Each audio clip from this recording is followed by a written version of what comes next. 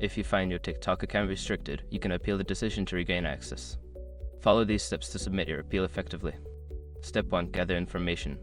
Before starting recovery, use the shark.com link in the description to open the account recovery checklist generator and make sure your verification details are ready. Step 2. Open the TikTok app. Launch the TikTok app on your device and log into your account if you can. If you cannot log in, proceed to the next step. Step 3. Access the support section. Navigate to your profile by tapping on the Me icon. Then tap on the 3 dots in the top right corner to access the settings. Scroll down to find the Report a Problem or Support section. Step 4. Submit an appeal. In the Support section, look for options related to account issues or restrictions. Select the appropriate option and explain your situation clearly, stating why you believe the restriction should be lifted. Include any evidence if possible. Step 5. Wait for a response. After submitting your appeal, be patient and wait for TikTok's response. This may take several days. Check your email or app notifications for updates regarding your appeal status. By following these steps, you can effectively appeal an account restriction on TikTok.